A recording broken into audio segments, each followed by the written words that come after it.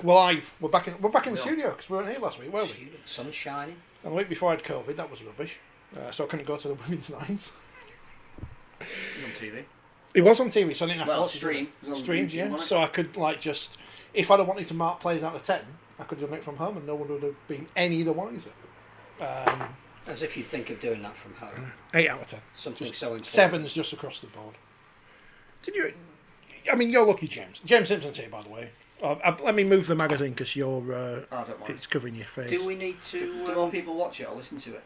I think we need to start with congratulations and why he's here. Yeah, congratulations. Well done on winning the League Leaders Shield. Thank you very much. Cheers. Yeah. We'll get it engraved afterwards.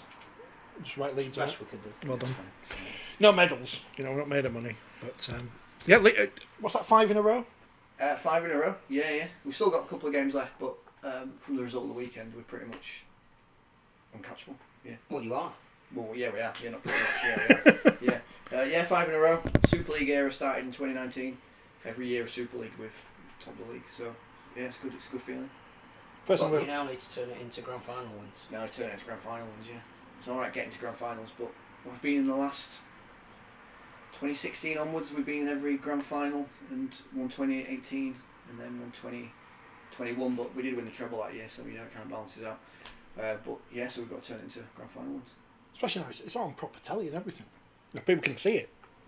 Well, only the finals on TV. I know. It's a hell of an achievement, that, because you're not consistency. Doing it with quite the same group of people every year. You bring in. Yeah, I think I might have said to you at the weekend that people forget that we've always had a couple of people leave. Even back to 2019, we had Ryan who went to Australia with us on tour with the England team, and then left the sport because COVID and everything, and then obviously I played and then left, so the team have had to adapt without me, and yeah, we've always had like a little change in personnel going on around the scenes, so every year there seems to be something we need to adapt to and change to, but yeah, it's all about adapting in it, and that's what we managed to do well. Not our first World Cup winner, but I think our first MBE on the panel. So, I would think so. So yeah. We'll share I always forget about it. I'm on my knees actually. Well, they put it on the team sheet, so it's like I think I'll have to put it after your name when I've changed the graphic now. I'm not having it. There must have been someone with MBE. Well, Scotty had an OBE, didn't he? Yeah. Because he out before Easter. Not MBE. OBE's the one up from MBE. Yeah, that's and then it's CBE. Yeah. And then I think you're getting into like knighthoods and stuff. The big K. Yeah. But and all that.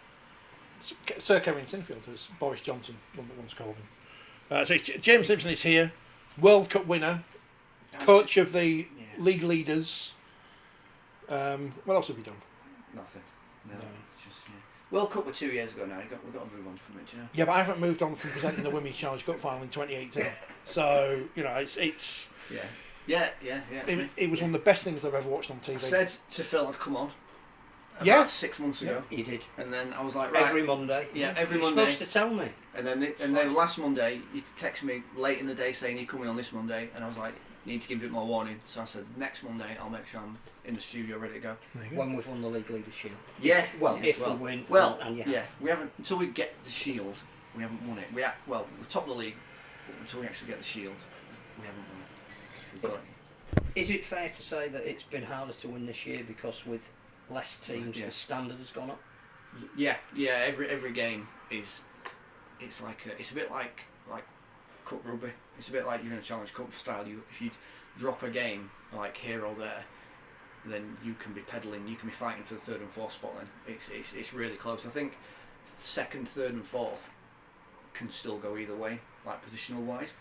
And Hull, who were at the bottom of the table, only fifth. Like they were unlucky to get a draw and not a win, and that one draw has kind of put the table into it does that extra weird odd point that's kind of put the table into a little bit of disarray. But it has been really tough this year, and every game you have to turn up and play and win, or else you don't know where you're going to end up. And has it been better that the Challenge Cup was played in its entirety, and now you're only playing Super League, so I uninterrupted? Think so. I think there's probably pros and cons to both, but I do think so. I think it's been better to do one and then get into the other, because it's you're not as worrying as much, and then when you're dealing with amateur sport like ours and people have commitments, families and things, it's quite they can then pick and choose about when they're targeting, when they can be kind of more involved with the game and not. So I have liked it. The only flip side to it is, from a performance perspective, is Catalans come straight off the back of their season into the European Challenge, straight into the Challenge Cup. So if you had to pick a favourite who was probably going to go all the way, it would be the team that have just had a full season playing competitively in France, that's probably the downside. But the answer to that is make wheelchair a winter sport. That's my controversial already. Would it be easy to get dates at your home venue in the winter? Probably, yeah. It would be, yeah. I think and you hear stories about like wheelchair basketball is professional in mainland Europe. So when it's like a Sunday and it's 40 degrees and everyone's really hot, go to this air-conditioned like hallway, can watch wheelchair basketball, take the family, take the kids.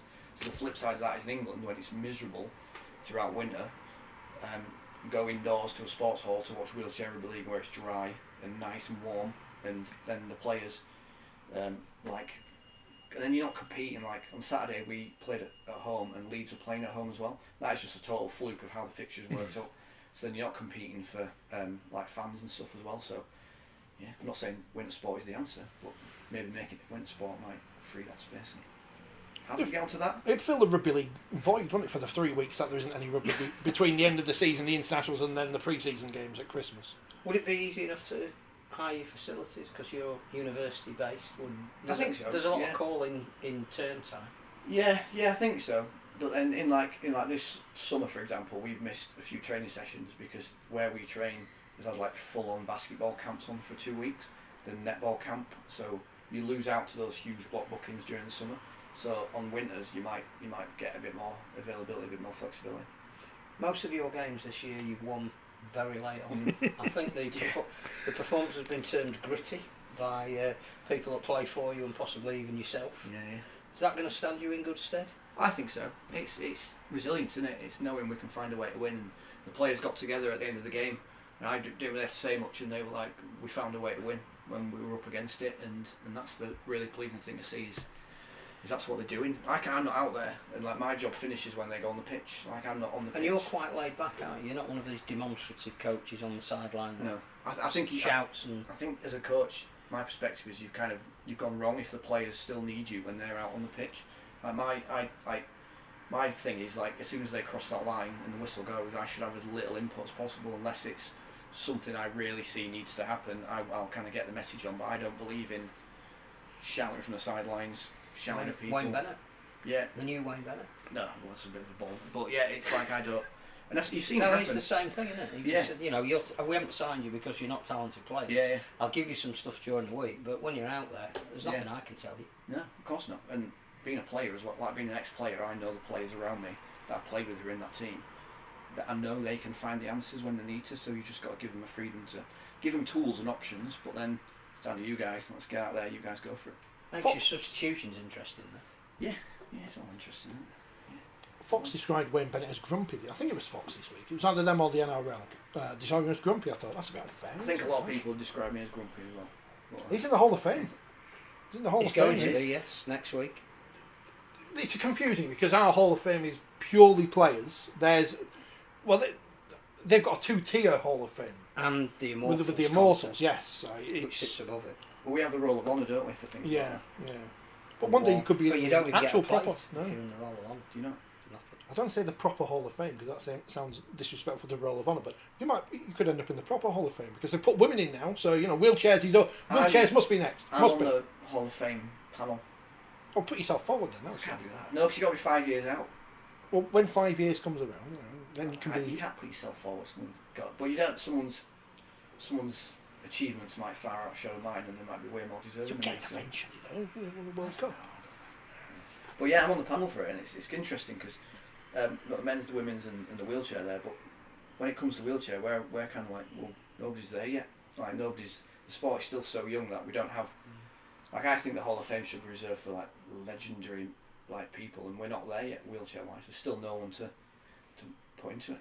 But there are people who've won World Cups that hasn't happened in the running game for over 50 years. So I don't think you're that far behind. In terms of World Cups, because it was announced last week, what we knew that 2026 would be in Australia, but 29 is interesting for wheelchair because you've got 3 bidders: England, France, and the USA.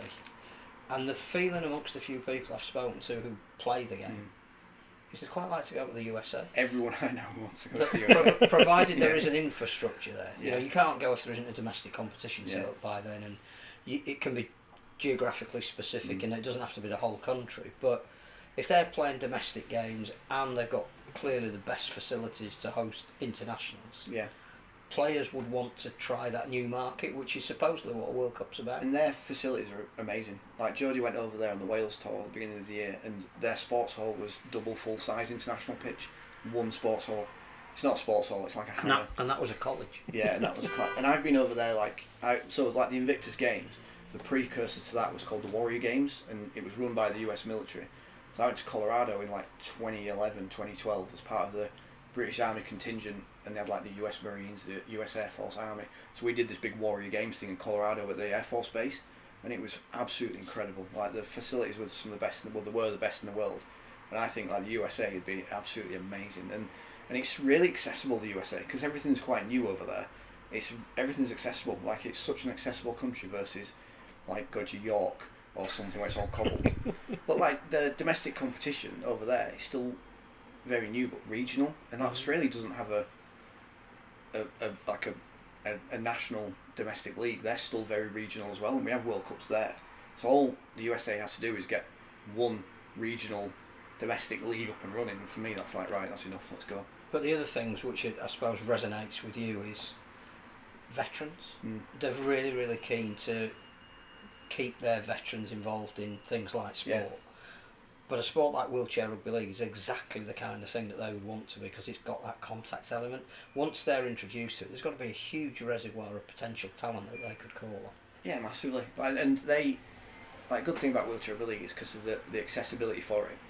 If you've got veterans who might not have physical injuries but might have like PTSD, you know, traumatic brain injuries, that is a sport they can play without worrying about really strict levels of classification. They can play the sport, can get out there and play with other veterans, because it's an accessible sport in that way. So that's why it opens it up to not just physically disabled but other disabilities as well. But the USA, yeah, it's exciting, it's new. Let's do something different. I'm going to Vegas at the beginning of the year, so to watch all the games there. So let's just do something different, exciting. France. Well, do we need a wheelchair game in Vegas? Because we've got now the USA and Greece, men and women, are going to play on the Friday night. The 4 games on the Saturday, which covers international and domestic in 2 hemispheres. Wheelchair game? What, a domestic or an international? Well, whatever you think might sell the sport to the US. You could. I think it's way too late to get it on. I think it'd be something you'd look for the year after next year, depending on how well the English teams do over there. And then then for that you go for names. Like you either do an international, you have probably England, France, or no, you'd have to do England, Australia. Actually, you do England, Australia, or if you're going to do domestic, you need to get 2 teams with the names, the branding, like, do you know, behind it, like bias, like Leeds, Wigan. You need those 2 teams. The great thing with Leeds and Wigan, just to use them as examples, if you've not just got the men's team, you've got the women's team, you've got the wheelchair team, and I can't think of an American sport that has 3 brands all playing under the same name, so to speak, or whatever I'm talking, because the basketball, they've got the separate men's and women's teams with daft names. The NFL is purely a men's competition. The hockey's gone down the route of European having football has got the big name team's got a basketball team. That's true. associated That with- is true. And I think some of them in Eastern Europe have got handball teams as well. So it can be done, this multi-sport. Definitely not next year. It'd have to be the year after, like looking at it. Well, ring Peter Valandis. Yeah, you get, that's all you have to do now. Just get on the phone to people. Have do whatever you a want. half a bottle of Merlot and ring Peter Valandis, which is what Chris Radlinski did to get Wigan there. You can tell when I'm on an American podcast, because I should have started with "Thank you for your service," because that's what they always say. I like, you know me, I just like to be like. I was at Gladiators last week, and one of them was one of the contenders was a former some kind of army. I don't know which one. And the host, who everyone loves, said, "Thank you for your service." I thought, "We're not in America. We're not in America." No, it's You know, very well American. done. I mean, thanks. It's really yeah. uncomfortable. Well Like when done, it happens, Phil, like in America, it's a really uncomfortable feeling. Because we're very British, very stoic, very like keep calm and carry on. So when the Americans come at you with all these emotions and all that, you're like, whoa, just back up, man. Like, leave me be. But I think World Cup 29 in the States. And then 29 in the States. Olympics 32 in Brisbane. Wheelchair element. I think I meant wheelchair breaking. Go do breakdancing. Well, you don't need a wheelchair, you can do it, Yeah. No, yeah, mate, that'd be ace. Like wheelchair rugby league and the like. Because I'm not sure nines will ever be an Olympic event. Which is a shame because nines is ace. But wheelchair rugby league could be. Yeah. Olympic, Paralympic, or Commonwealth. Like Commonwealth would be a good place to start, and then go from there. Got to get netball in the Olympics first, and then we can worry about wheelchair rugby league. Do you go watch the Leeds Rhinos netball team as well? You a fully Leeds Rhinos club man? I am, yeah.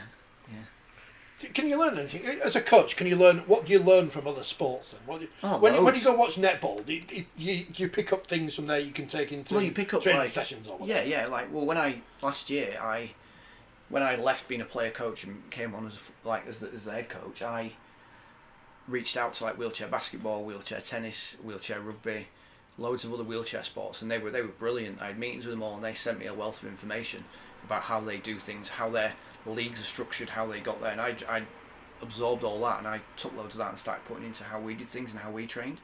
So yeah, you watch other sports, it's more you get a lot of like, you watch the players and you can see how the players are reacting and what other players are saying to them, and you can pick up that kind of mentality and why players are reacting, or you can see them getting frustrated. You can get all that information from other watching sports, and you can see how their coaches are approaching them and how they're playing as well. I don't like these non-demonstrative coaches. We're so used to having fire and brimstone. Is that why you've got Brian Clough's book? Do you know? Yeah, I've just got it downstairs. Yeah. Well, I was talking to you about this. There was like a couple of weeks ago. It was in one of my post-match interviews, but the wheelchair rugby league was on a bit of a cusp where it was getting a bit too physical for the players with disabilities, and it was getting just players were getting pushed over and shoved and slammed, and it was just awful. And people watching it, spectators, weren't enjoying what they were watching because it was just, why watch the people like spending too much time on the floor, and the game's too slow, it's not fluid and moving. And it just reminded me of that film, is it The Damn United? And he says in that, like, football's a beautiful game, it should be played beautifully, and that stuck in my head about wheelchair rugby league is a fantastic game. People go straight to the aggression and the contact. For me, it's the passing, the agility, the movement, that's what I think is fascinating, is how can you attack and hit space. It's less about the physicality. And when I remembered that quote from that film, that like, football's a beautiful game, it should be played beautifully, that's how I think about wheelchair rugby league. It should be played slick, fast, people hitting space, passes, that's how I think it should be played. But as a fan, we do like the contact element. But what drew us in the first place was that metal on metal. Because when you're close to it, it's loud, and you can feel it through your chest. But like in the running something game, else. There's physicality, that's fair, and that's at the weekend, as we're having the discussion at the moment, aren't we? Nathan Collins at the weekend put a chair-on-chair contact with one of the biggest players in the Halifax team, and he sent him flying out of his chair. No pushing, no shoving, no grabbing, straight up contact, chair on chair, and that is what it's about for me. That if you do it with the chair, and that's what people want to watch. Violence. Nathan Collins is probably the smallest player on the team as well. He's the biggest player on team flight. And it was his conversion from touch. It was. Won you the league this year. Yeah. And there's a lot of distractions going on for him, but he's done it in front of 4,500 people in Manchester Arena to win a World Cup, so I never worried he wasn't going to get that. Bang, bang, bang, bang, bang. We had this discussion at the England-France game about whether players prefer there to be noise when they're taking kicks on it, but I guess there's a difference between the general hubbub of people cheering and singing, marching on together over and over, and someone just going back. It's weird. I don't want to bang the table to break the microphone. It's weird in wheelchair rugby league that it's quiet. It's more like rugby union, isn't it? Yeah, we don't like it. It's weird. We went to play Wigan. Was it like this year or the year before? And he was ace because it was at Robin Park on their like full-size pitch, and they had a really good crowd in to watch, and they were really hostile to us in like a rugby league way, not in a. And it was just ace because like everything that went Wigan's way, they're all cheering, and you get like. You can feel it in you, like, right, okay, yeah, you can feel the crowd and you can feel the energy that the teams get from the crowd, like being an away team there, and that crowd's like really vocal and noisy at you. It's a really cool feeling actually, and they weren't being quiet when we were kicking. And I love it. I think it's part of rugby league, the noise, you got to deal with that as well. The international was the first time the new super pitch was used, wasn't it? It wasn't for the grand final, was played on the regular surface. Yeah, it was First Direct Arena was the first time it was used, and then it's changed since then. They've put something else underneath it, So when it was at first direct, it was just the plastic, and then when they had the European Championship, I think there was another cushion, like a spring underneath it, so it wasn't plastic concrete. I think they had another layer. So if you do win the World Club at the grand final, Got to win the semi-final first. yeah. But if you do, would you take up your place in the European Club Challenge? Because that's again a goal that the club hasn't had yet. Depends where it is. Well, yeah, of course we would. Well, it yeah, would either be in Leeds or Perth. No, of course we would. Like it's something like it's been around for a while. It was around like a decade ago, and then it fell out of favour. Now it's come back in a new iteration. But yeah, of course we would. Like we'd do that. We've played Catalan before. We're the only team, British team to beat Catalan. We were there in a we were final. there. Yeah, in the Challenge Cup. So yeah, that was physical. Yeah, well, but legally physical. Yes. Like But there was a real contrast in styles that day. That they were they were big and trying to impose themselves, and you were trying to play round them. we played rugby. We played rugby because that's what we do. Yeah, we're a. But you've got to be very fit to do that. Yeah. Well, and I was back in my playing days. I don't mean you, the team. Is this a bit where I say, do you miss it? Do you miss playing? You know, we see all these players come out of retirement all the time. You could be the new Sam Tompkins. Do you know what? Like I don't. I miss the leadership aspect of it, being on the pitch and being able to like lead the team by example. Where now I have to lead the team from a coaching perspective. Like Jody leads the team on the field, I lead the team off the field. I missed that bit where I remember in that Challenge Cup game, I was going up to players with 12 minutes left and just looking at them and being like, I need 12 minutes off you here, mate. 12 minutes and that's it, it's done. And I remember doing that at like 5 minutes, and I missed that level of like that involvement with the players. But the actual playing aspect, like I love playing, but I love coaching. And that for me is the new challenge. And it was the day after the World Cup final. I rang my partner and I was like, I just knew. I was like, I'm done. We can't have anything more, can you? Once you've won the World Cup, that's it. You've completed. I was so fulfilled. It sounds really cheesy, but I was, and I was like, right, it's time to coach. Let's go. And that's what I'm doing now. Yeah. Our audience are sickos, by the way. I was just going to ask you about the captaincy. Yeah. Because clearly you've chosen Jodie, but within your ranks you've got the England captain. Was that a brave choice? Was that the right choice? No. Was that a difficult conversation? Does she scare you? No. Are you scared of Jodie? I know. I've known Jodie too yeah. long. Yeah. Me and Jodie played together. She was my winger and I was her centre for 7 years or something, probably more. So you know, we're so instinctive, like even as players, that we always knew where each other was and what we were doing, and we could just communicate by like looking and. But no, and it's the obvious choice. Like Jodie's been in this game a long time. She leads from the front. She's got a lot more life experience than some of the other players that she brings to the team, and she is deserving for it. And Tom couldn't be happier for her. You know, like Tom's a leader. We've got a team of leaders. We've got Nathan. We've got Tom. We've got Jodie. So it's just natural that like they all lead as well in different periods of the game. Like when we're attacking, Tom's a halfback. I want him to be a halfback, and then Jodie's the overall arching voice that can communicate to them all and put them in the place. But I think Jodie's having one of the best years she's had, and I think people don't realise that she stepped away from playing internationally this year, for playing for Wales, to really focus on playing for Leeds and being the captain of Leeds Rhinos. Regardless of what team it is, it's a heavy job, and you do need to give it your all. And this year she's taken to it so much more. Having last year as like the first year that run through, this year she's just taken to it like a duck to water, and she's a lot more comfortable with it now. Perhaps we should have given her the. I guess we don't have favourites, do we? But no, but she's our favourite. Yeah. Jodie will never ever be up for Wheel of Steel or anything like that, but she should be up for something like that every year. Oh, we can give her an award because we can make them. Yeah. She can have something from the table. I'll take these biscuits. One of our wheelchair men. Oh, we ain't got wheelchair men. We need wheelchair Subbuteo men. That's what we need next. Surely. You know when the games arrive. Yeah, when surely there's must a be. wheelchair Subbuteo edition.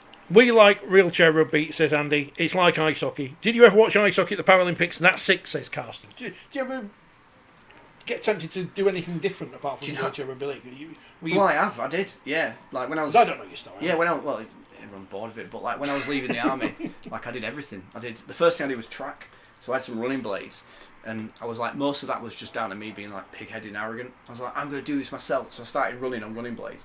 But it's so boring. As a double above knee, you have to just run around the running track. You can't go running through the woods or on a street because you need to be flat surface. So that's when I started branching out and got into wheelchair games. But I did wheelchair basketball. I did. But that's an interesting point because you weren't keen to be in a wheelchair initially. Not all. Like I saw when I first started getting up my prosthetics, I saw wheelchairs as like a step back.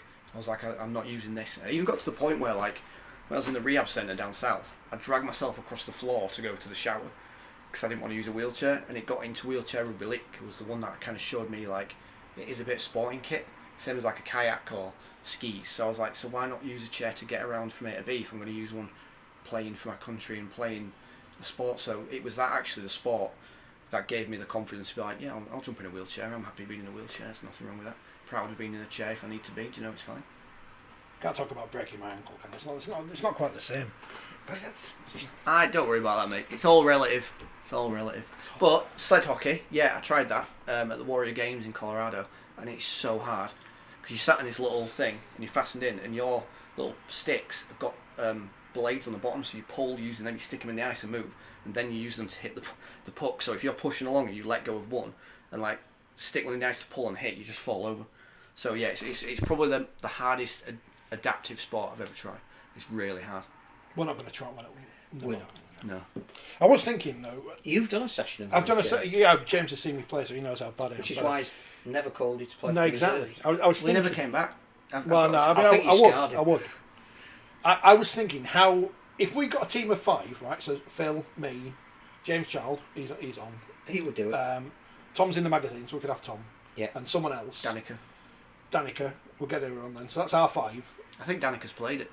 How many players would you need to beat us? Like 2, 3? How many do you reckon? Maybe one. Yeah, That's worrying. right. I think that's right. Because we could put a line of us across. It would just be a chip over the top every time. Well, I'll just put I'll put 2 on just in case there is a tackle. Because if you get tackled and no, they can't move, so I put. Yeah, how many points would you score past us in 5 minutes? That's I reckon the challenge. with a bit of a run up if I put scraps on. Yeah, I reckon He won't get anyone. he's faster, isn't he? That's the problem. He's not called Scraps for nothing. Scrappy, mate. This is the end of our. We're never going to. The end of a career that never started. No, you're never going to get a heritage number. You need to get your heritage numbers up at Headingley. They've got the women's board up there. You need to have a word with Mr. Hetherington and Mr. It's an Williamson. ongoing conversation about where. Do you know where they are, by the way? Because I know that.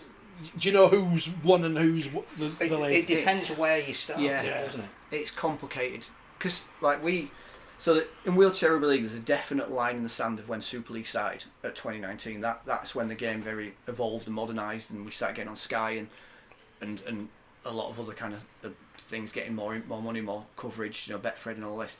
So I don't have the answer, but one of the questions is: do we start at Super League? Yeah. Do we start when the team started, or do we start at Super League but then do the whole 1895 thing where you can go backwards and give those right? Where do you do? Yeah, it's an ongoing conversation and it's something I'm quite passionate about as well. And do you only do it when they became rhinos? Because actually it was pre-rhinos there was wheelchair rugby league. Well, I seen that's the first time I've seen the board in the tunnel at Headingley on Friday. Right. So it's the first time I've seen the fact that there are players who played for Leeds as guests during the wars who are on the board. So it's all, which again, not every club does. No. It's all very complicated. But the next player who makes their running men's debut for Leeds will be number 1500. 1500. Nathan Collins, his granddad, is on the heritage board. He is. I think you say Nathan Collins was going to play on Saturday. Yeah, he's going to be number 1500. He gave his granddad his heritage number at Headingley, and it was ace. It was a really good occasion. And I got his granddad up and gave him his granddad's heritage number. So it's in the family. So, do you know what number you are, or possibly Leeds? Yeah. Depends when we start the. Like, it's 2012 when I started playing. 2013 when I started playing. Be near the top. I'll probably no, I won't be, because before me you've got people who aren't even involved in the game anymore. I could be 15, 20, maybe, yeah. Whereas if we started in 2019, I'd be like 3. So if you did top jump, Danica's 8, so she she beat you, unfortunately. The England one is. Like that. That's as far as I know.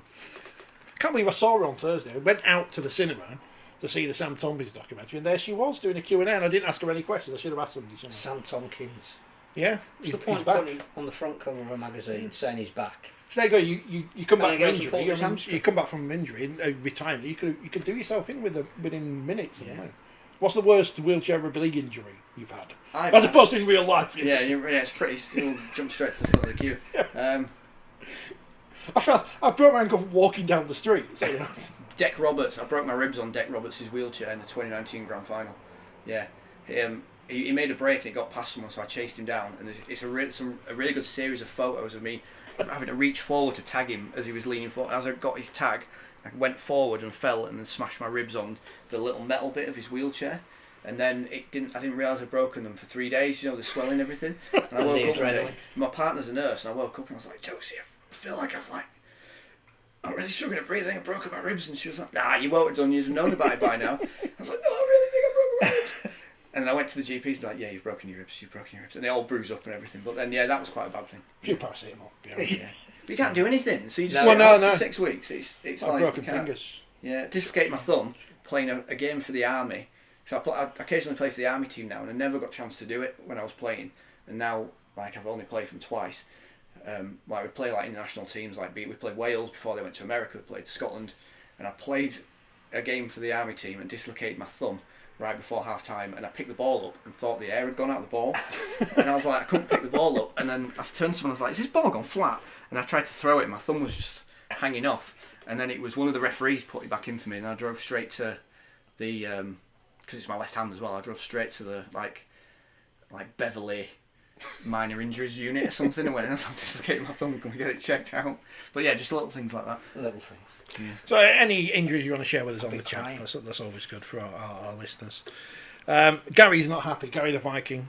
Sky are a disgrace, putting the games on the new channel. The pit kept on freezing. Can't record on the red button. The problem is, we all knew this was happening.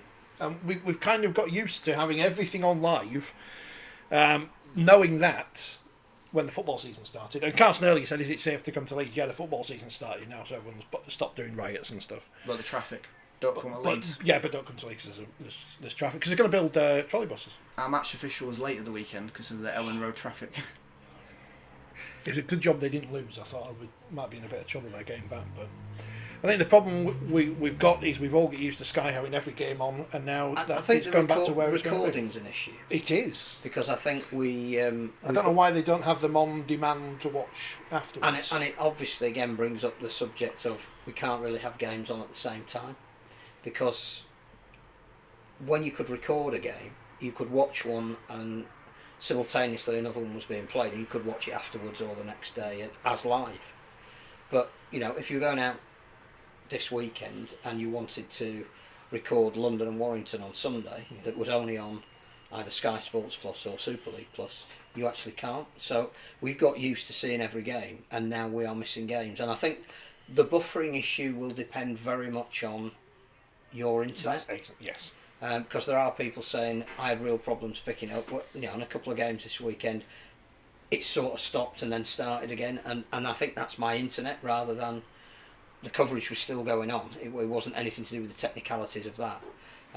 But yeah, we have been a little bit spoiled, and the on-demand bit, the being able to go back in and watch something that was live, that's the bit we're missing, I think, and it makes it feel as though it's been down, but the coverage is the same.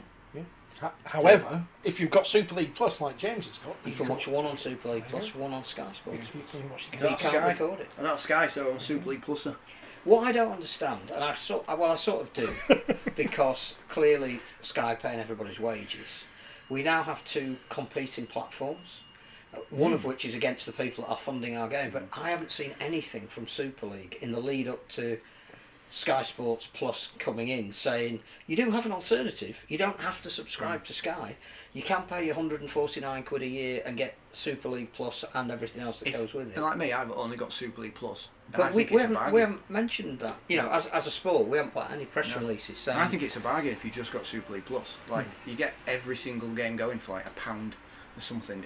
And then all the other games from the past and the documentaries and stuff like that. But yeah. So if you are purely just a person who watches rugby league and is not interested in any football, and football has been funded by everyone who pays for a Sky subscription since 1992, so it's nothing new in that sense. But if you don't want to pay for that, you just want to watch rugby league, you're not interested in the darts or whatever, you can subscribe to Super League Plus and watch NRL, and then you've got everything. Yeah. Because they've got all the shoulder programming that we don't have anymore. So you can watch Matthew Jones. But you are and right. stuff. Where's the like? Oh, now Sky's done this. Here's our own. Yeah. Like, look And at this, that we're we've- trying to drive numbers, aren't we? Yeah. And obviously we want to go into the next TV deal, slightly less dependent on it all being Sky because we've got this heap of subscription money of our own. But streaming is the future. But if you don't Like- tell people who you told at the beginning of the Yeah. year we had Super League Plus, bit of a we opened in a blaze of glory, and you really need to subscribe. And it's our league by another name, so you don't need to log on 15 times or whatever. But we didn't mention it at all when it moved last week, which I find bizarre as a marketing strategy. It is strange, but Unless Sky have said You're not allowed. we don't want you to be in direct competition. yeah, send a tweet. I don't know. Block Super League. I think the other thing as well is on Super League Plus, the 2 Sky chosen games don't come in until 48 hours later. And being associated with Leeds Rhinos, it's Leeds a lot of the time. It's not Leeds United. People in Leeds must love Sky Television because everything gets moved for them.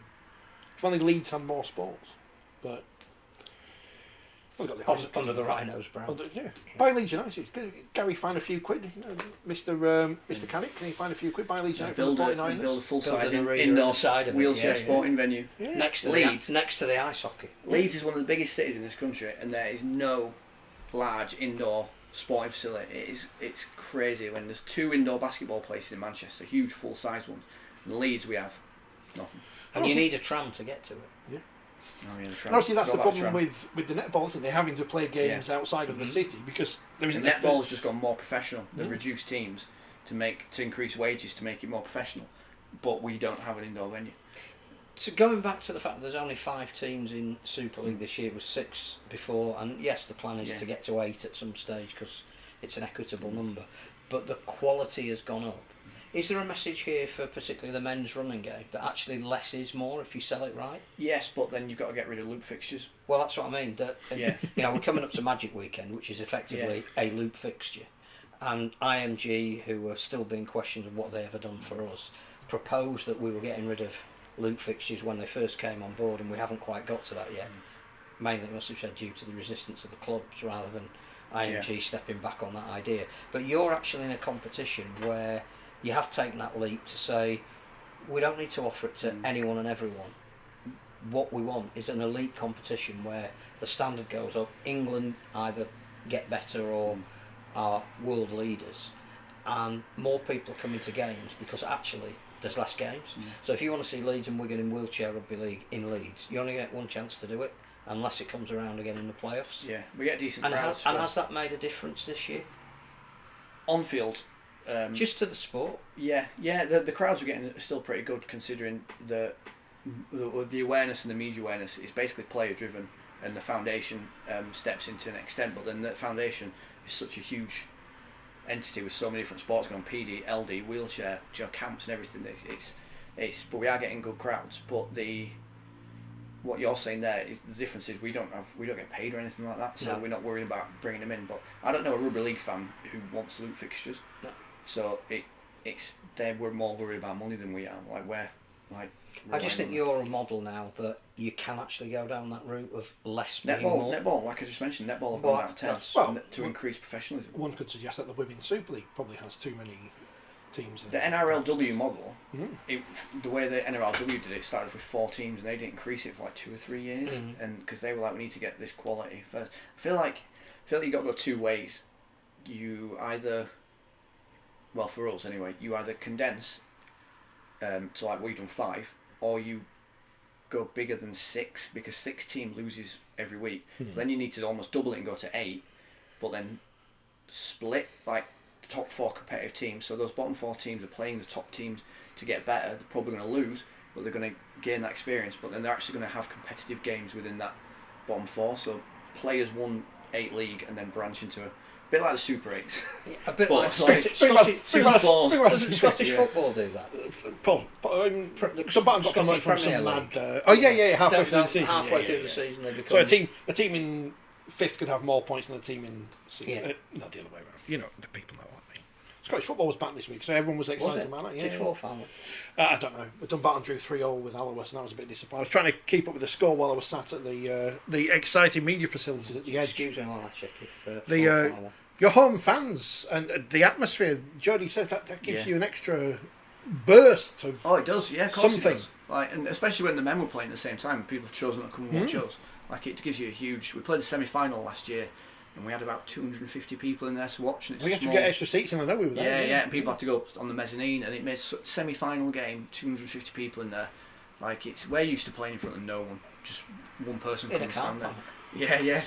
Like, it is incredible. It does give you such an edge, and you can hear the people. Like a few weeks ago, someone brought a drum and banging the drum, and it was just ace. Like, you feel like and that's when the kicking's on. Don't get When a band. when Don't the get a band- band. when Don't get the a band. band No, arrive. when a band in, that's it. I'm gone. it is ace, mate, and it's getting to that stage where we've got a couple of fans who travel up from where are they? I think they're like Nottingham way, or maybe a little bit further. They travel up to watch us play like every game because they got involved. But this is the whole argument of, like, as well, sports. You need to sell superstars. So people who watch the World Cup fell in love with some of our players from the World Cup and now follow them because they're at Leeds, and then travel up to Leeds to watch the game because they're following the people less. They're following the team, but they got into it via the people. So we need to. So that'll be Nathan. We'll get some merch. Nathan Collins. Tom will probably want me to say it's him. We'll get some No. T-shirts with Jody's That's what I face said. on. We'll dye our hair the same colour as Jody, and that's how we'll show our support from the sidelines. That's what we're going to do.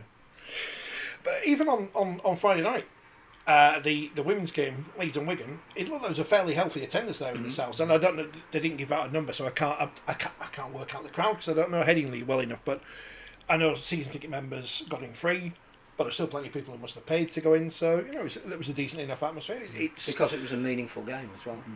that helps. It helps. We'll talk about that in a bit. I don't want to talk about Leeds men first of all because It's a good weekend. Can I just get a disclaimer in that I've watched no Super League That's games this fine, weekend? 'cause- Well, you are. That's why you're in James Charles. yeah, Chair, we don't want to talk about Wigan and Talking Leeds, of do we? which, James Child, you're annoyed with James No, Child? I'm not annoyed with him. Could never be annoyed with him. I'm upset that he isn't here because I have one question for him. I had one for him as well, but he can save it. What was yours? Has he ever stopped a game to have sick cleared off the pitch or a pen?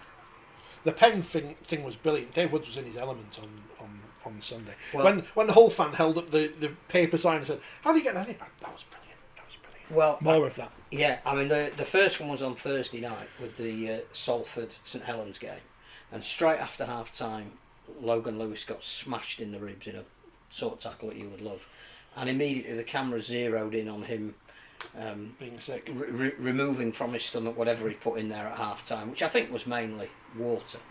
But not long or after a that, banana. I bet that looked good.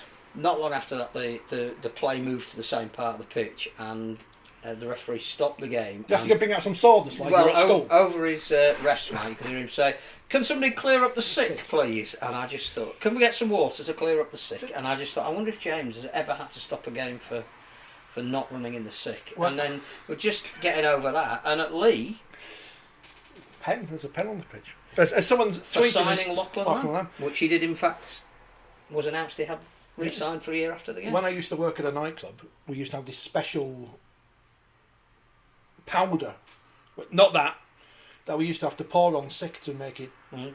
solidify to sweep up easy. I worked hard to get to where I am in broadcasting by going to university and putting myself through it by working in a nightclub and clearing up sick. But I would have met my wife if I hadn't worked there. Well, there you go. So you see. it all worked out well in the end. So I can't ask you. No. I was going to ask him why he's not on his pictures for his, the boards for estate agents. I went past the house the other day. Not that one that he would have sold because obviously it was far. It wasn't £2.5 million. But they had the fizzog of the person. Why is Mr. Child and the other Mr. Child not on there? Well, they start properly at the end of this month, so maybe we might get some adverts for Yeah. it. Have you ever been sick on the pitch? Important questions.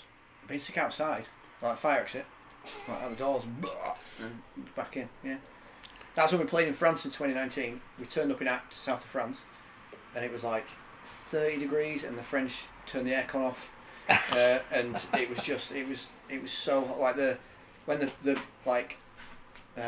trainers were coming on, they had just bottles of ice we'd frozen with pre-games to stick down the back of your t-shirts, and it was awful. It was so hot. Yeah.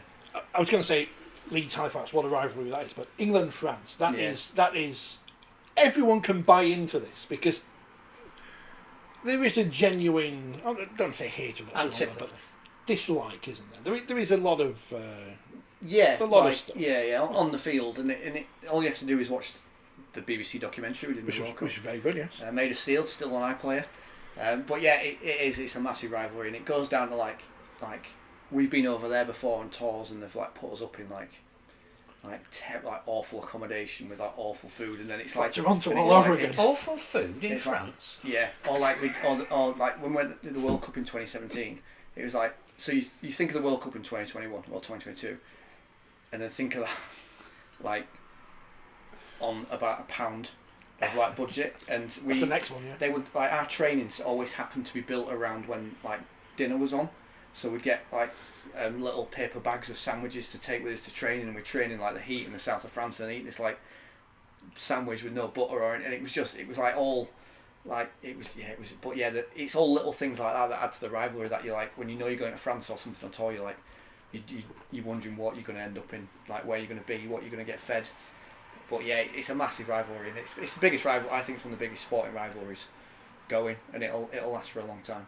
Did you enjoy the documentary when you watched it back? I loved it. I thought it was brilliant. Yeah, we got like we went down to London for the premiere, which say premiere, it was like at the company that made it, and it was absolutely brilliant. And you get really nervous about how you're going to come across, and you let them in to your life like massively. Like, they came around to my house during COVID and like filmed me like making breakfast, taking dogs for a walk, and you really let them in, and you wonder what's going to come across. But they were brilliant.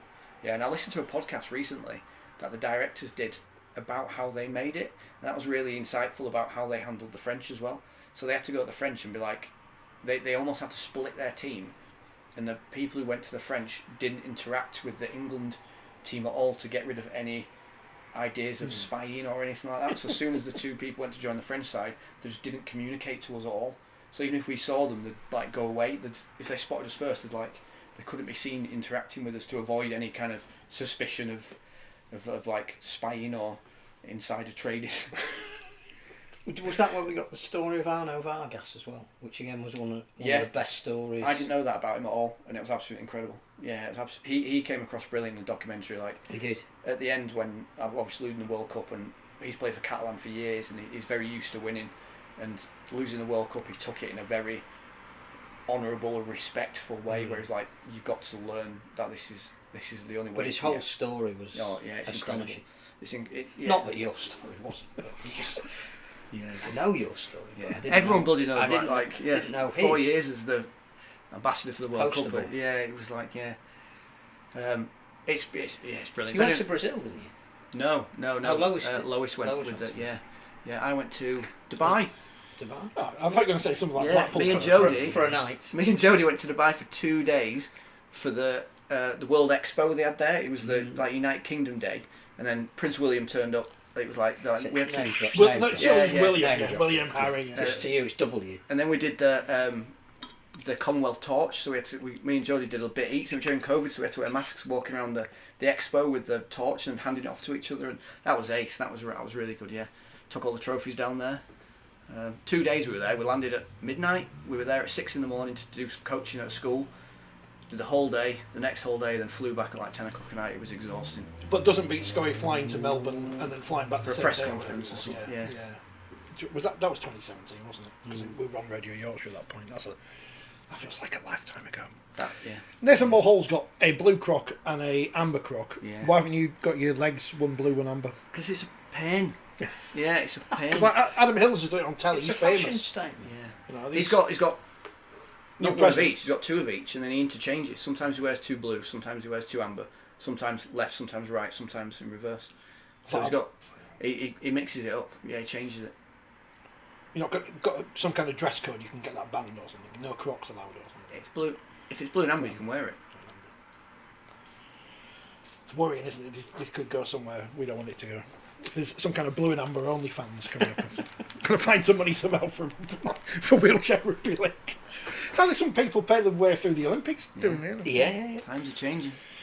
They are. I'm sure there was something else I was going to... Oh, the Sam Tompkins thing. I'm not going to spoil it because I've seen it and it's not on telly yet, and it will be on telly at some point, hopefully. It's really good. It's really good. There are things in it that were he not coming back, or well, his comeback might be over now, but... Well, he was having a scan today. It probably wouldn't play as well. He's hopeful to be back before the end of the season. So I'm sure there'll be some people who would like to have a words with things that he says in the programme, but you'll. I don't want to spoil it. I can't really say anything without spoiling it, and I don't want to spoil it until people. He always see comes it. across well on camera, though, doesn't he? When he did that Super League thing a couple of years ago, he did that 15-minute last year or this year, and he was at his gaff down in France, and he always comes across well. It's His good. vineyard. It's lovely. Yeah, they show All that. They show them setting up the vineyard. It's got like a nice old. It's got like a nice new, like, extension fit to an old stone part of his house, and it looks nice. Yeah. Pay good money. Lives for near that, Sean Edwards. Yeah. Pay good money at the Catalan. You try and get in there. You know, I'm retired. I'm done. There was a time. What Catalan should do is if he. I think he will come back this year, but I can't see him playing on next year. Get him in a wheelchair team. Yeah. Why not? I think him and Seb got a picture together. I can't remember why, but they both flew to south of France, like for different reasons. Like, 'cause they both lived there, obviously. And Seb was flying back from an England-related thing here, and then they're on the plane together. And they got off the plane and got a picture together, and it went like viral of them together. But yeah, Like Ray Gun. President Adam Hills, we didn't speak about that because that happened weeks ago now, so we don't need to talk about it anymore. Well, it's not confirmed till December. when is that when he gets his chain? Yeah, chain of office. President's Is that ball. good? Yeah, why not? Yeah, No. yeah. It's just like get out of the normal. What we've always been doing, get out of the normal like thing. Give it to And somebody he has a sort of- profile. You can see him He's got turning a around the profile, last yeah. leg with Cares his about the change of game. office. Yeah, and him being on Channel 4, he'll talk about it in his first last leg thing, and that'll get more eyes on than we can do normally. Kevin's a big fan of Prince William's beard, so that's Has he got a beard? apparently. Maybe he He's means on Harry. that- he's Maybe he's on getting that. confused. I have to Google Does that. he not I've ask been you- away on there for the Does he few not days. ask you for fashion advice? I did like on the radio. It said a host of celebrities have wished Team GB well after the Olympics, including Prince William. He's not a celebrity, is it? Well, I guess they are celebrities, but you know it's a different reality TV stars before reality And TV. the princess is the patron of rugby league. Yeah, but which- you were mates of Harry as well, weren't you? Nah, just cross paths with him occasionally. Yeah. That's mates, yeah. Close personal friend of Prince Harry, James Simpson, MBE, said, "You've got a profile, right?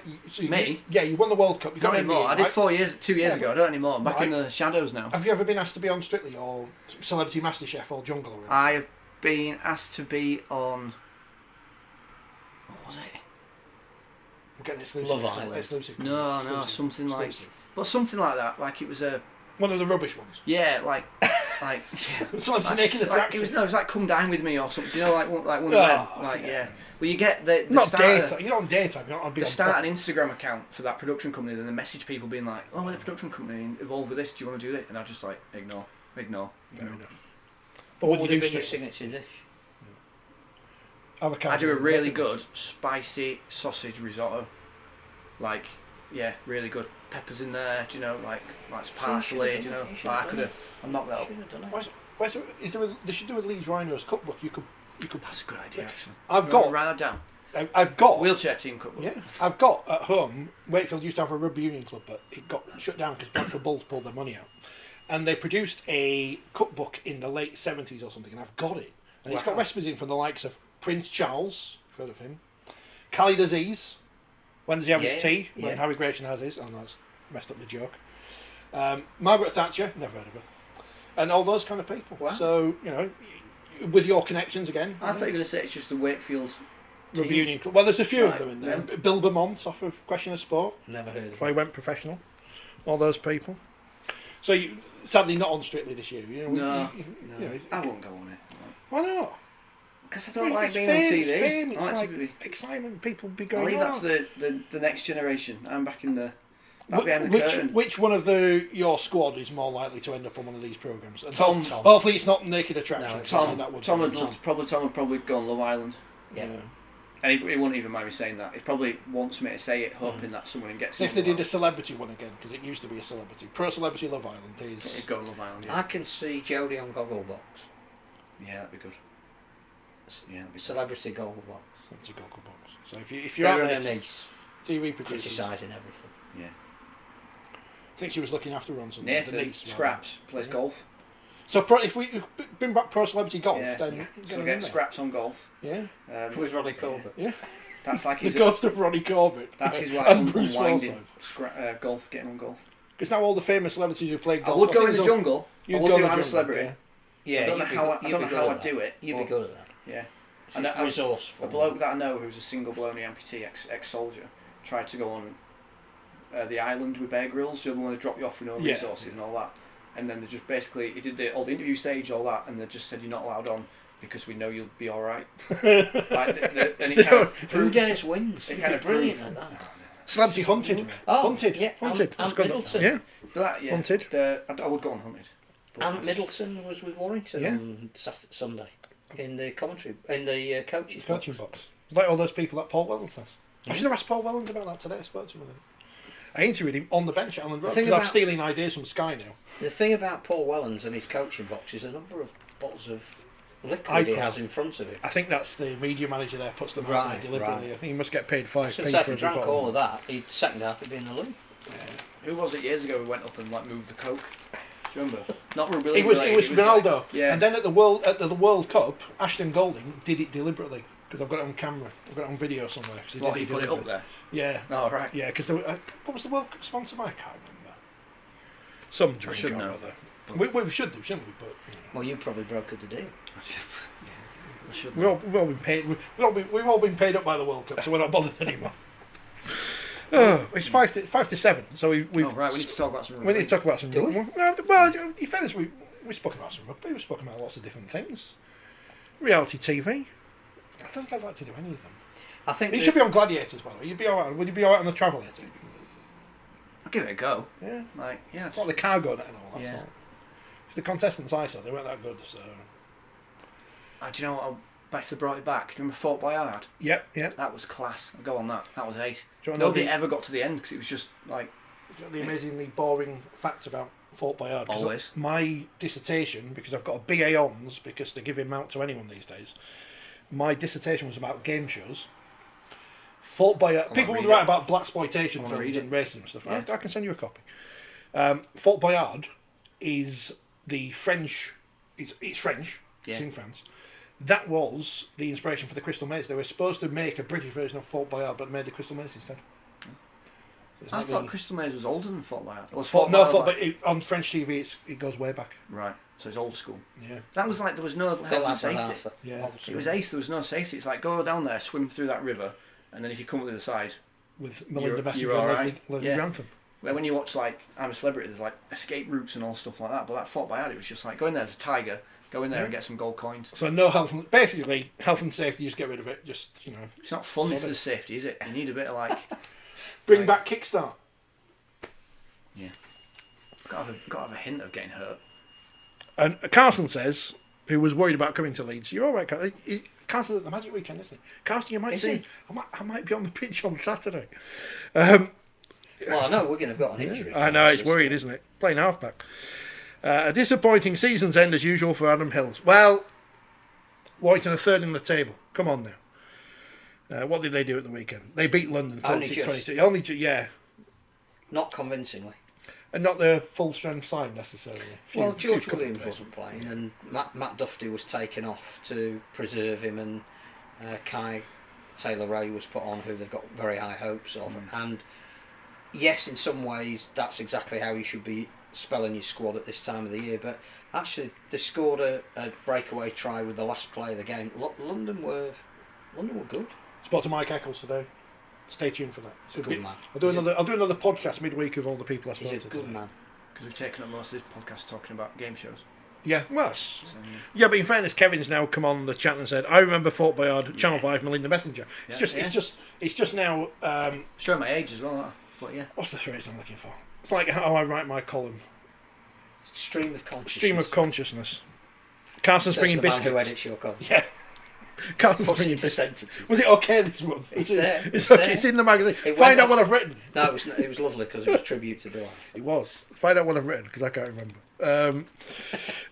Carson's bringing biscuits on Saturday. So Is you, he? you're not at the Magic Weekend. You'll miss out on biscuits. I'm not there now. Swiss But it's- biscuits. How was the Tim Tams, by the way? Gone. So Warrington, it could still be their year. It could still be their year. I think They are it's third in the interesting. We're table. going into the last 6 rounds, It's hard to and play for. Hull KR are top of the league. I think that's they've got Catalan at Magic. Suddenly, Magic's taken on a a different perspective, because virtually every game, apart from the very last one, has got something riding on it.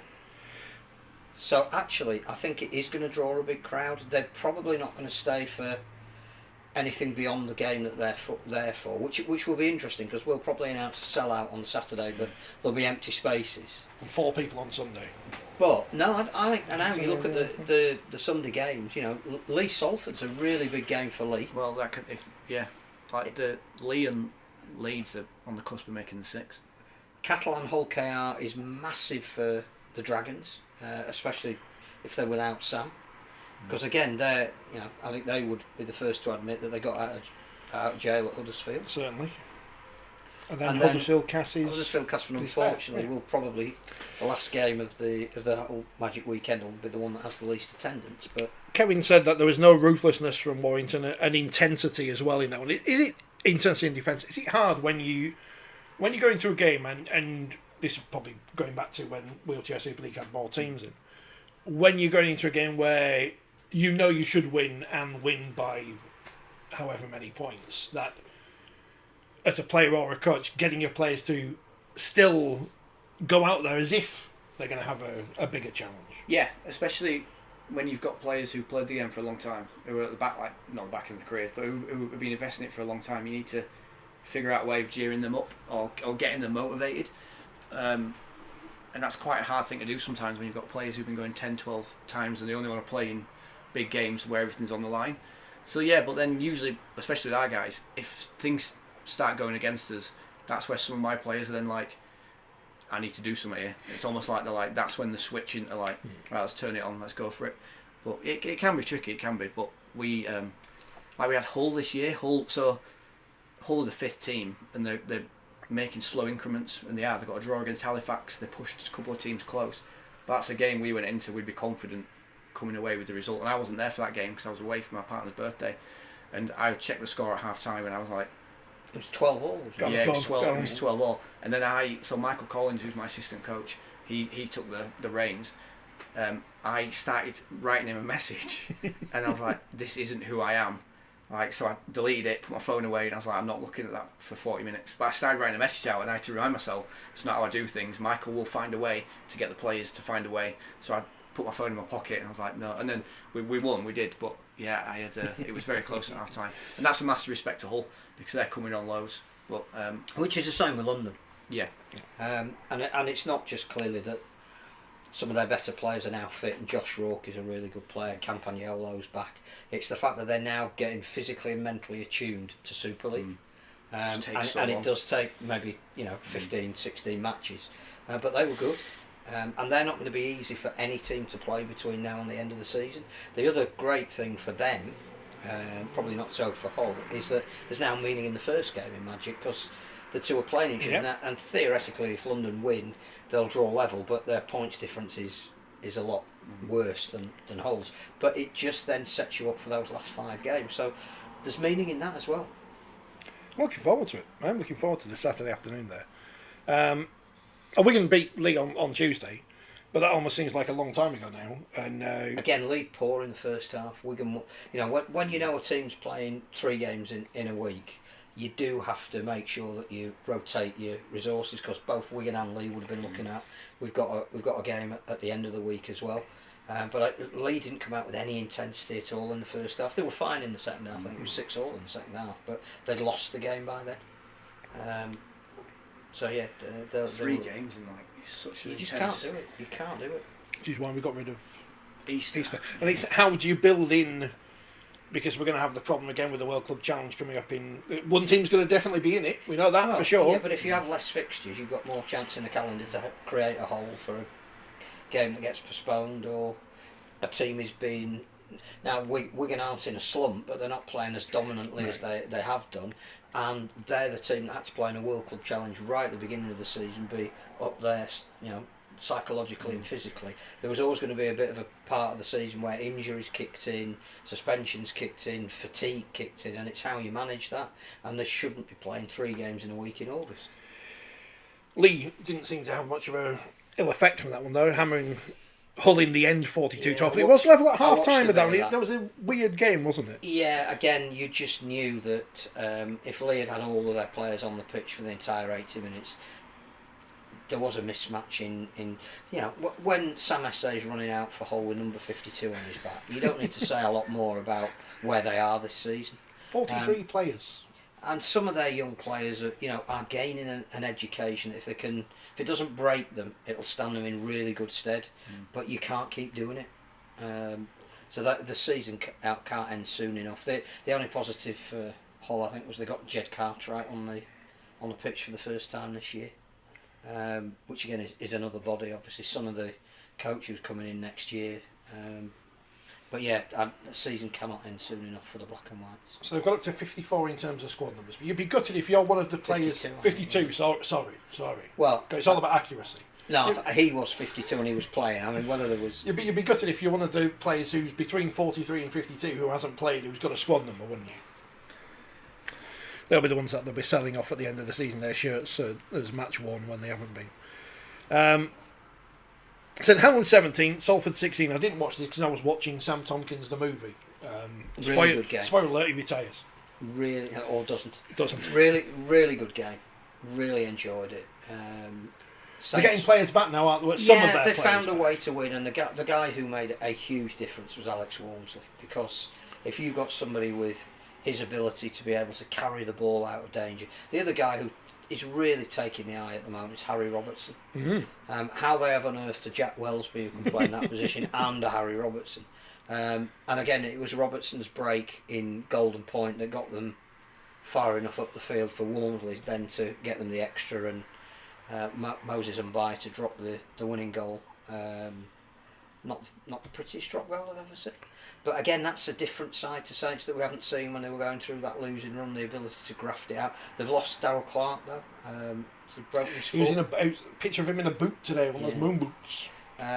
So their injury curse is still hitting them, but Salford just will not go away. And I thought Paul Rowley was great as well, because it's so tough to lose in Golden Point extra time. But I think the phrase that he used that sums up where Salford are at the moment is it's great that we're disappointed that we've lost a game like this. Yeah. And I think they've clearly still got a say in either creating their own place in the top six or being king or queen makers, because of the teams they've still got to play. Should there be Golden Point in Wheelchair Super League, just in case you do draw? You nearly did. I don't know. Saturday was really stressful. So you're not paid enough for this stress. We've had 2 games now. We've scored in the last play, and the stress level's crazy. But I don't know. There is in finals, obviously, but I think you've got to have it across the game. I don't understand why the Championship don't have it. Why any other variant of the sport? If you Golden Point is what you do, Golden Point is what you do. Video refs, thing. You can't do video ref for wheelchair. It'd be insane. It's just John walking up and down the touchline with his camera. That's why we have 2 refs, and even they sometimes you've got to look at tags, balls going getting. It never goes out of play. Never goes. The ball rarely, if ever, goes out of play. And if it does, there's no trainer coming on to treat somebody for a minute and a half, and there's no. Any dark arts with the tags? There's no that was a phrase I heard a lot on that side of the pitch. The dark art stuff. The dark arts. Yeah, it's there, but it's overrated. It's like just be direct and carry hard, but it's just stuff like. The old games. If you hold a tag for ages, you're gonna get blown for a penalty. But it's just kind of like getting it and just moving around a bit and then pulling it down the out. Just little things like that, like little things. It's just normal stuff. Just cheating. It's what coaches do. The little 1%ers. Hull KR beat Castleford 36-6. Cass made the mistake of going 6-0 up. I did try out the Super League Sky Sports Plus while I was at Headingley, and the Headingley Wi-Fi was brilliant, so I could have watched that, but I was watching the game in front of me, so it did work. But well done, Hull KR. Craig Lingard disappointed in his team. Hull KR did eventually develop that kind of ruthlessness that they're going to need, and again, Mikey Lewis was brilliant. Ryan Hall scored a try that took him to 20th in the all-time list of try scorers, which is phenomenal when you think that the modern player plays much fewer games than in previous days. But unfortunately, he knocks Gary Schofield out in this one. Is he furious? Has he been? Has not run Who's the to next? Who's next? Who's closest to him? Do you want me Is it Josh Charnley? No, it still goes Hall, Maguire, Charnley's got to get up to Maguire. Right. No, Okay. who's still playing? Like Yeah, who Charnley. Makins. I think he's just over 200. And number one, of course, is Brian Bevan, isn't it? Yeah, 796 Which he's never- or something. It's insane. But to be in the top 20 of all time as a Yeah. It's player in the ridiculous. modern Yeah. in the modern game, where you're not playing 50 games a season. So now we need to invent a Regal Trophy and a Yorkshire Cup for the wheelchair rugby league. Apart from there's no cigarette sponsorship, so I can't have the Regal Trophy. That's the strange thing about walking down the tunnel at Headingley, and people haven't seen this, and I haven't seen it. Is all the history is about the ground. It's not just Leeds Rhinos winning stuff. It's like No, it's the timeline. there's Cass winning the Regal Trophy. And the suffragettes trying to burn the Yeah, stadium. I never knew Did that you not know that? until I went. Right, so the people who don't know this, the suffragettes tried to burn down Headingley. Yeah, got So Herbert it's Asquith, unfortunately, who was the blah, Prime blah, blah. Minister and from Morley, was visiting, and they tried to burn it down. It's a bit safer than running under the King's horse. which is on the door of, is it one of the female changing I don't know. It or possibly. is. female match official? I tried to stay away from the female dressing rooms as much as possible when I'm walking around with a camera. Yeah, So it's only fans. this programme's going down a rabbit hole again. Ashley Gibson, he must make a lot of money. I tell you. He comes up on the Twitter timeline. He's wearing very few clothes. You've got to have a career post rugby. It's either that or joinery or something. Plumbing. Do you have a proper job? Not Served really. king and country, I'm queen and country. I'm at basically the time. a stay-at-home dog dad. That's what I've been doing for the last few months. So in fact, I can. Pensioned off from the army, and yeah. That's fair enough. That's good enough reason, isn't it? Got a pension off my broadcasting one day. Dogs are very demanding. They are. Don't get If cats. if my partner gets in from work and tea's not on the table, Well, no, we've got to hurry through. We've got to hurry through. I'll be getting. I'll know about it. It's not like last week when we had 30 minutes and we just. Catalans beat Huddersfield again. I didn't see this because I was ahead of you. But Yeah, Catalan twice created a lead. I think it was at 14-0 and then 12 points up in the second half. Where you would have think if they were real in contention this year, they would have gone on. Be more ruthless. But were pegged back, and then Arthur Morg found a way to win it while Sam was nursing his hamstring with ice. just after I tweeted, and he's got no knees, and that's typical, isn't it? Just after we finished doing a piece with him in the magazine that's out this week, which I haven't mentioned yet, but there is a magazine out Magazine out this week. saying I'm back.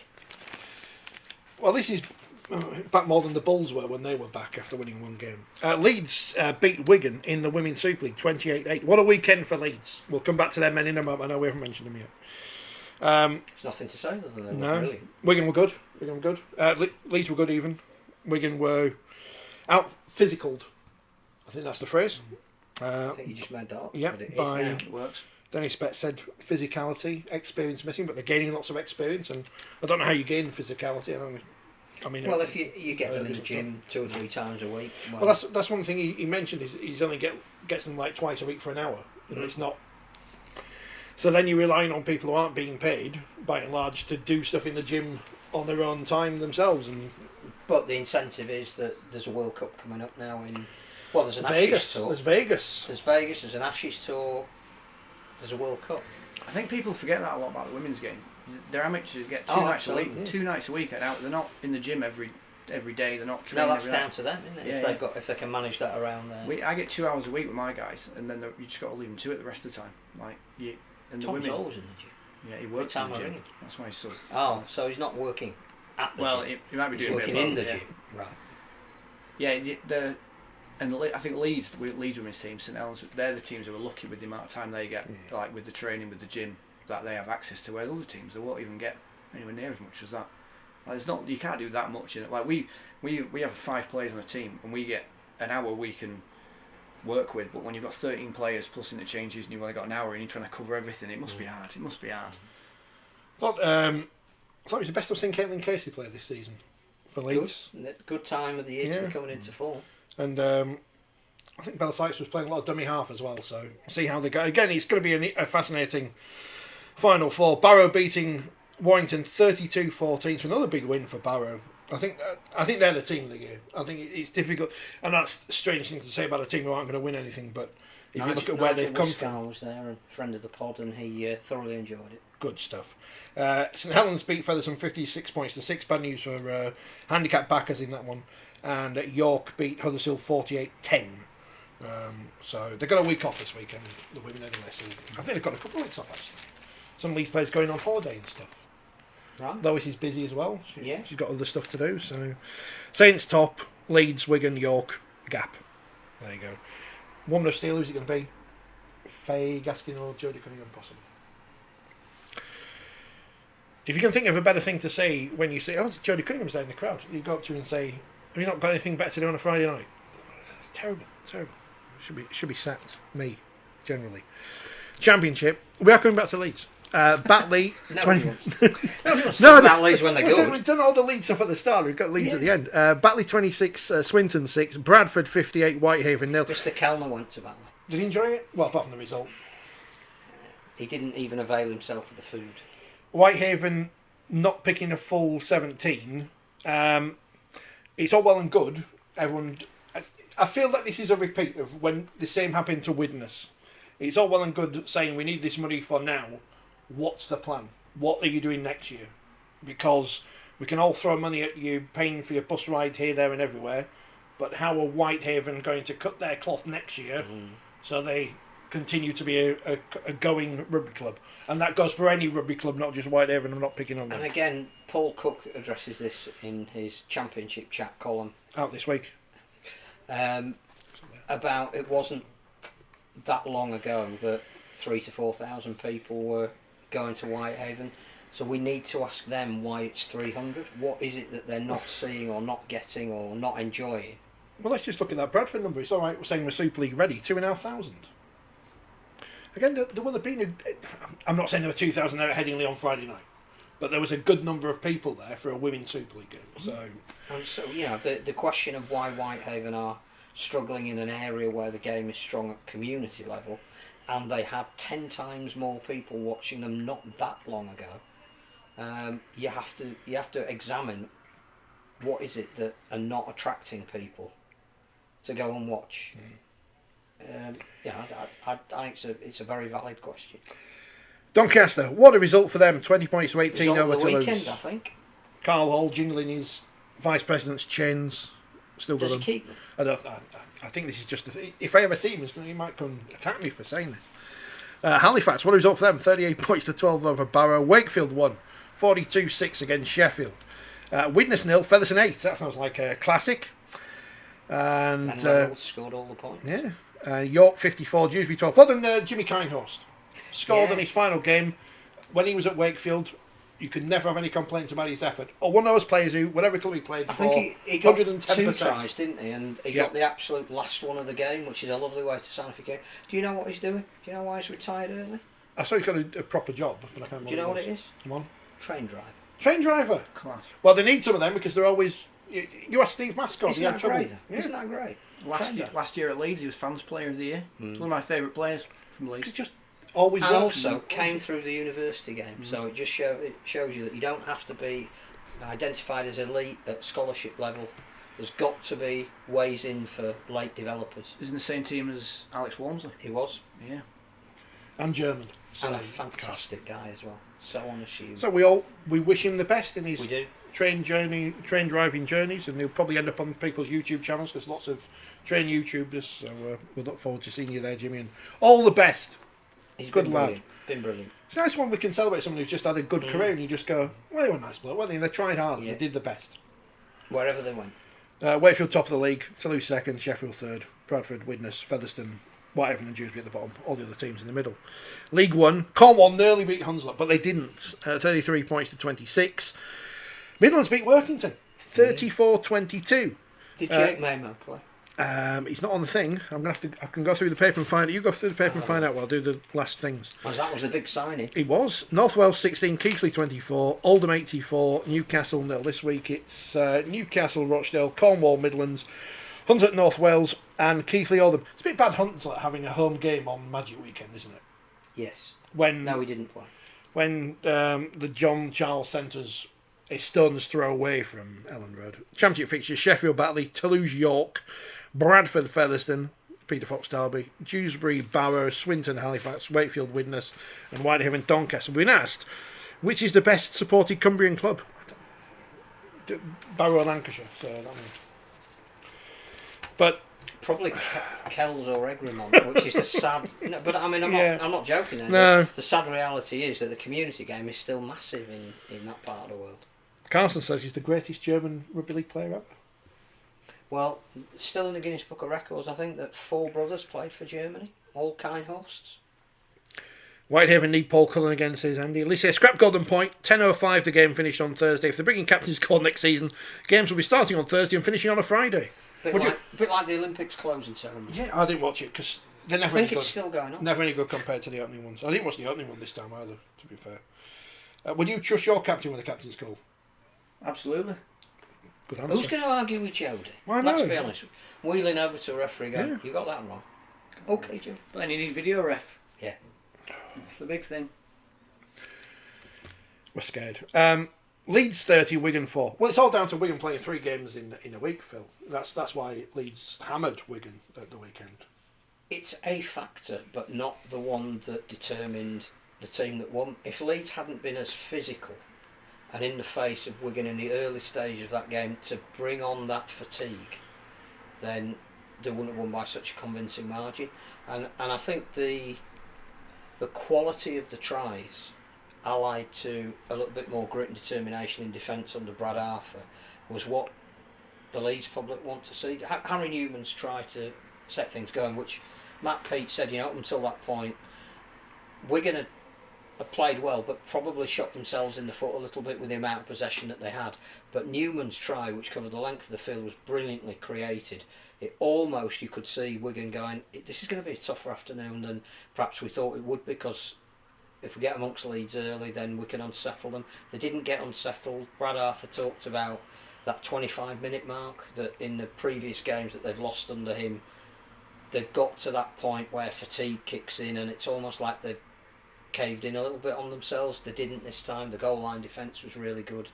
They had some outstanding individual players, but it was a really, really competent team performance. And again, all he wanted to do was play it down. Said it doesn't mean anything unless we can back it up next Consistency. week. The club put out the behind the scenes video today. Have you seen it? And that's one of his messages: is they're not going to tire. You've got to tire them. You've got to go at them.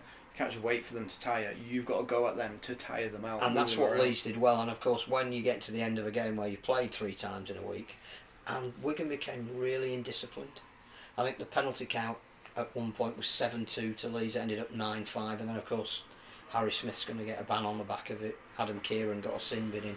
When you're playing 3 games in a week, you've got to be better than that from a discipline point of view. I think Smith's up in front of the tribunal tomorrow, and he'll get either 3 to 5 games. But Matty Peters said, he was out of control. That's the phrase that he used, and that means they're clearly not going to appeal any ban that he gets.